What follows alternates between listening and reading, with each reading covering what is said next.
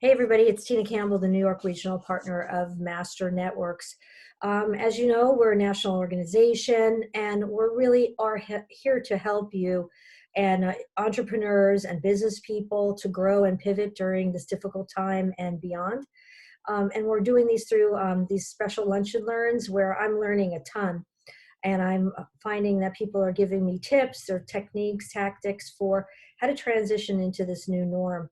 So today, we're lucky that we have Laura Enea, who is a local elder law trust and estates attorney. Welcome, Lauren. Hi, thanks, Tina. Thank you for having me. Awesome. Did I say your name right? Lauren and Nia. Yep, you did Okay, good. good. Okay, good. I wasn't sure when I went past it.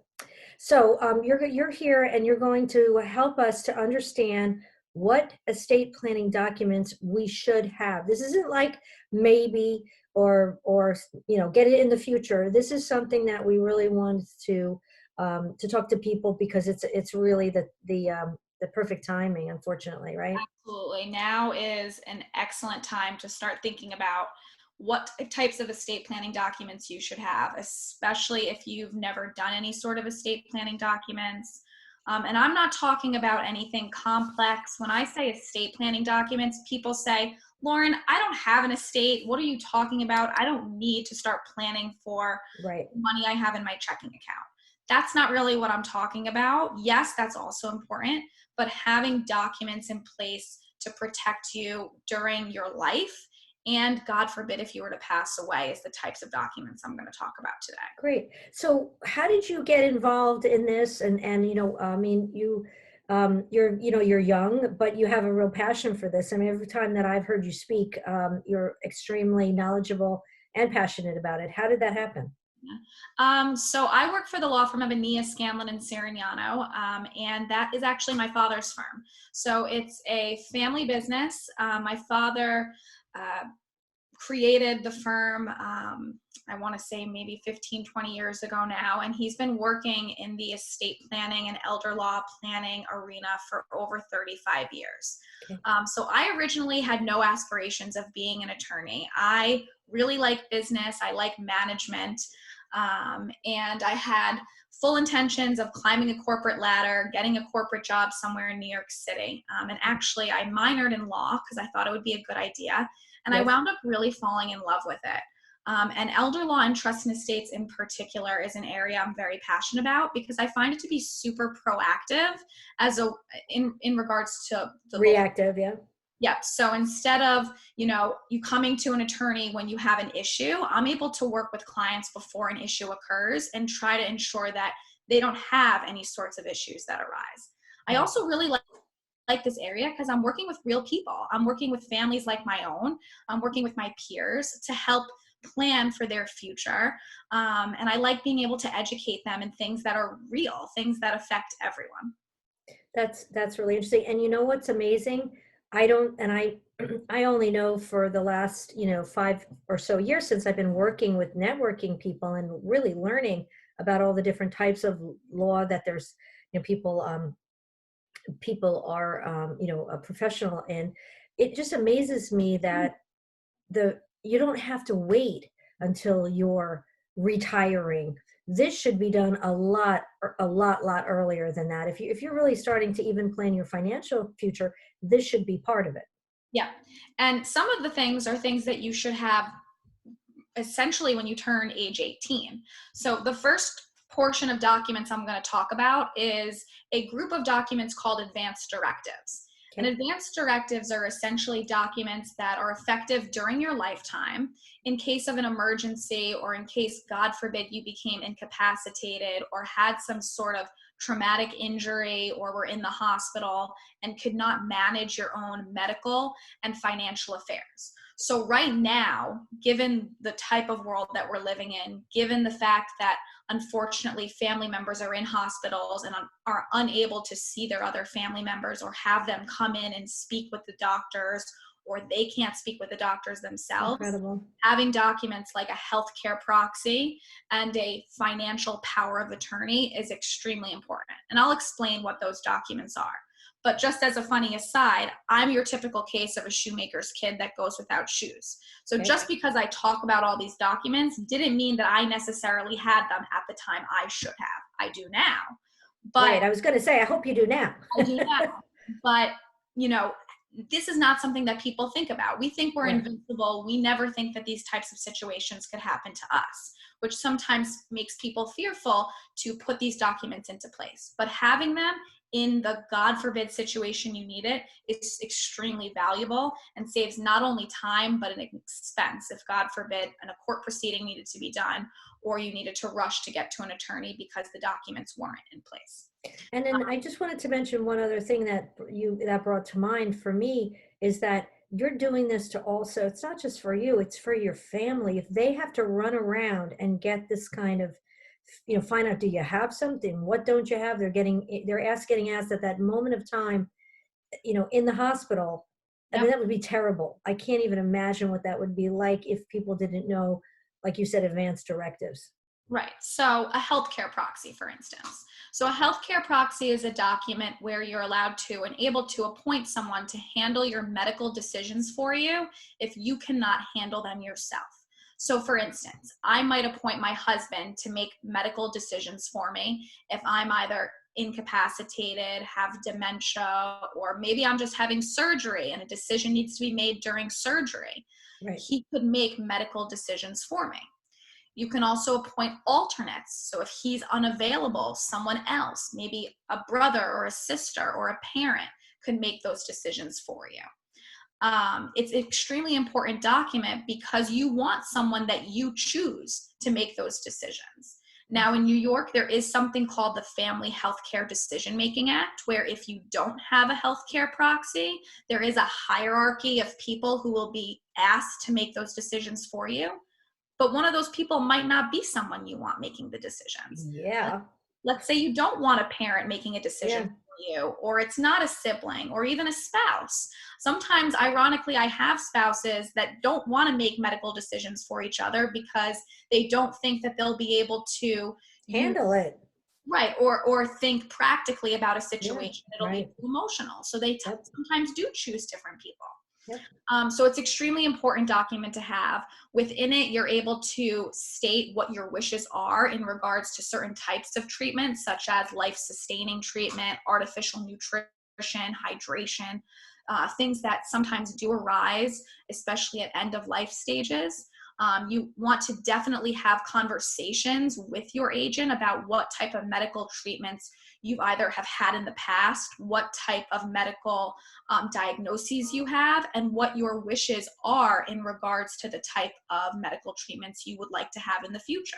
Yep. Some people adamantly do not want certain things. You'll want your agent to know that type of information. So it's a very important document to have, and it's important because it does not come into effect unless you are unable to make the decision yourself. So Okay. even though you have this document in place, that does not mean that you're giving away your authority now. It just means that you are preparing for the future if, God forbid, you can't make those decisions down the line. Yeah, see, that's important to know because I think some people are like, I don't want to talk about that. I don't want to. And the thing is that, they just have to talk about it with you, correct? Yeah. And maybe, and tell their agent, as you called them, their agent to like, just understand that at least as we've done is to tell our children, like, this is the name of the person to go to. Absolutely. And, depending on the situation, it may be a very short conversation where it's like, hey, I'm appointing you as my agent. If, God forbid, something happens to me, will you please assist with making decisions? Oftentimes, an entire family is still involved, if, God forbid, something happens or a traumatic situation occurs. But the importance of the healthcare proxy is really for the doctors as well. Doctors want to be able to talk to one point person because, as you Right. can imagine, during a time of trauma Yeah. or a medical situation where all family members are in a hospital or something has occurred, the doctor is now being bombarded with questions from multiple family members. And that can sometimes, confuse what needs to be done. It takes time. So having a point person to go to is extremely important, not only for the family, but for the doctor and for the individual themselves. Now that makes sense. I actually never thought about that. Yeah. And that's in New York, That's you can only interesting. appoint one healthcare proxy at a time. So oftentimes people want co-agents, and I tell them you can appoint a successor, but you can only appoint one person at a time so that the doctor has one point person to speak with. Makes sense. So, with the healthcare proxy, another document that's important is a HIPAA form. So a HIPAA is a health information release form. It's a federal form. You've probably signed them before when you've gone to doctor's offices in order to release medical information to the doctors. We typically recommend having a broad HIPAA form filled out as well, where your agent under your healthcare proxy can obtain copies of your medical records in the event you cannot authorize it yourself. This sometimes happens if a specialist needs to be given medical records and you can't give that authorization. Having a broad HIPAA form allows for that information to be released. Cool. So that's another important document to have as an advance directive, something you can execute now and just keep in the file. Probably the most important advance directive to have deals with someone's finances. And that's a document called a financial power of attorney. I typically recommend doing a durable, broad financial power of attorney with statutory gifting powers. Now, that's definitely a mouthful, but essentially what it means is it, again, allows someone to step into your shoes and make decisions for you. And the types of decisions the person you appoint, who is also called your agent, is financial decisions. So they could do things such as pay your bills for you, file your taxes, buy things with your money for your benefit. Essentially, anything you could do financially, you could give this person authority to do. And the power of attorney can be modified and either broadened or made less broad based on what your wishes are. So if you want someone to have very limited authority, you can do a limited power of attorney. Typically with my clients who are often elderly or we're doing some sort of advanced planning with them, such as estate planning or Medicaid planning, we want to have a broad power of attorney that allows for a lot of different things to occur because we don't have a crystal ball. We don't know exactly what's going to be needed to be done. So we want to make sure that that agent has authority to do those things. The types of acts also include gifting of money. So in order to gift money out of someone's name, you need to have specific authority to do that if that person doesn't have the capacity or ability to gift that money themselves. So having a gifting power with the power of attorney is very important as well. My power of attorney personally is 14 pages long, so it covers a lot of ground. And we discussed that with our clients. And really the biggest thing to make sure when you're doing a power of attorney is that you are appointing someone that you trust. The most important thing with a power of attorney is trusting the agent that you appoint to make these decisions for you. Now, there are still, of course, legal ramifications if an agent doesn't do something properly or doesn't utilize your funds in your best interest. But you want to appoint someone that you trust. You want it to be someone that you know will take care of your money, do what you need to be done with it, and handle everything with your best interest in mind.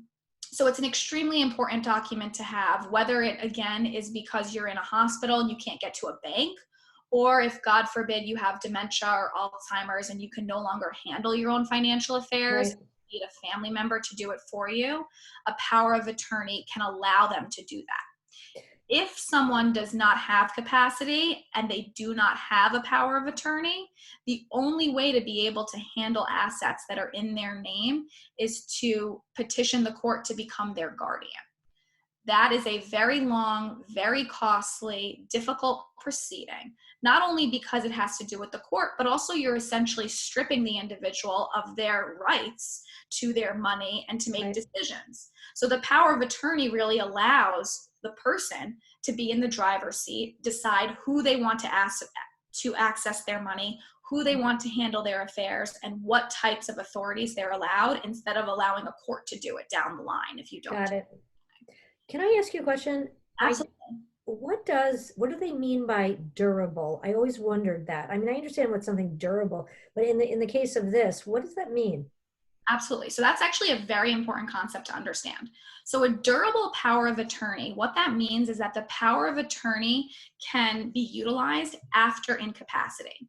So there's a type of power of attorney called a springing power of attorney, where essentially a power of attorney only comes into effect if you become incapacitated. There's also a power of attorney that's non-durable. So if it's a non-durable power of attorney, that means that it's only effective while you also have capacity. I That's don't really understand the confusing. point of that type of power, Yeah, that's because weird. if you have authority to do it yourself, you should be doing everything yourself. Right.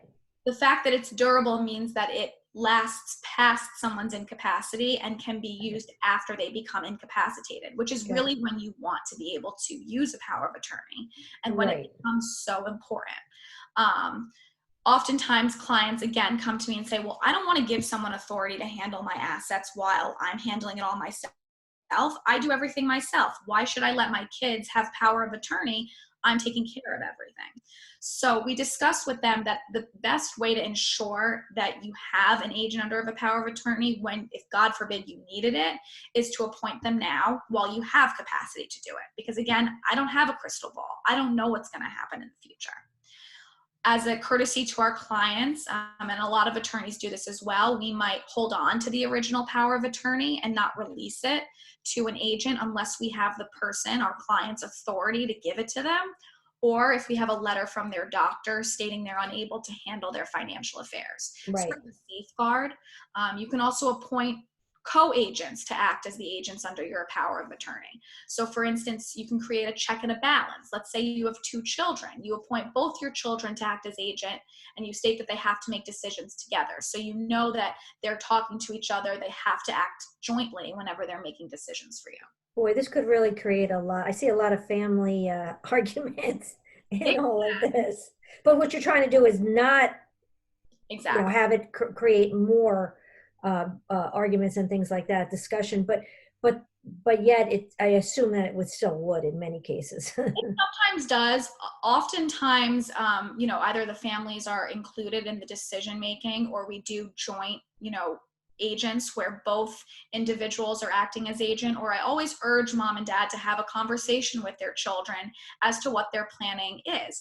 I really have a spectrum of clients. I have some clients where, for instance, on Thanksgiving, they sit the entire family down and he discusses with the family, okay, this is the changes I've made to my estate plan. This is who I want to receive this. Yeah. This is who is the agent under my power of attorney. So it's Right. really everyone's on the same page. Everyone's hearing the same information.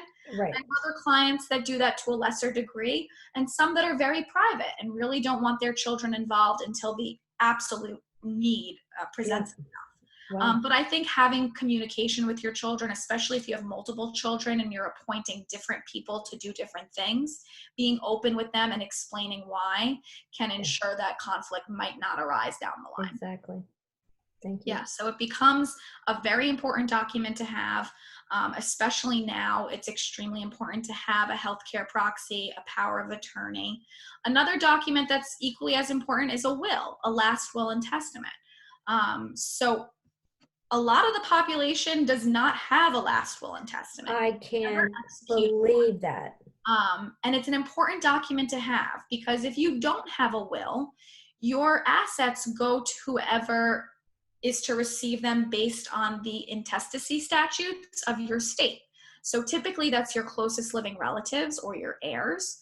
But again, you might not want those people to receive your money. You may have other people that you want to receive your assets. So having a will that states who is to receive your assets, who is to be your executor and handle the marshaling of those assets and distribution of those assets to the beneficiaries, who is to handle payment of any expenses or taxes of yours, is an important document to have. It allows you to set up a plan regardless of whether you have $100 in the bank or $100 million in the bank. Having a document as to where your assets are going to go is very important. And I mean, I could go on, Tina, forever about the different documents we could draft. Avoiding probate is very important for certain clients. And there's documents that can be drafted by estate planning attorneys to avoid having to go to court. Because one common misconception is that when you have a will, your money under the terms of your will just goes directly to who the beneficiaries are. But that's not the case. A will is just a document that states what your wishes are. In order for that will to be valid and to be accepted as a document that can be used to transfer assets, it has to be brought to the surrogate's court in the county that you passed away, and it has to be approved by that court. And the executor under that will has to get special certification, or letters as they call it, giving them authority to go get your money. So it's not just okay, my will's done, the money can go to whoever it says in the will. It's a more drawn out process. It's a court proceeding. And it's letters testamentary? Exactly, letters testamentary. So what's interesting too is like, think about that in itself.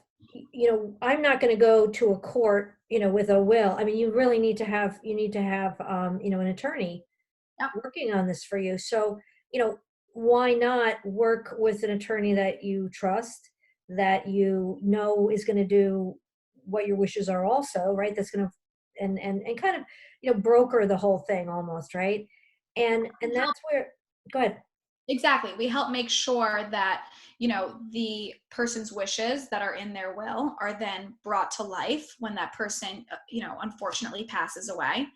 And having an attorney help navigate the probate process can be extremely helpful because it is complicated. The surrogates court in Westchester is wonderful, and then the surrounding counties. Right now, they're unfortunately closed and not taking any submissions of documents. Mm-hmm. So the word is that they will start doing that soon. So, especially now where anyone can't just walk into a courthouse and file documents. Yes. Having an attorney to assist, is very important.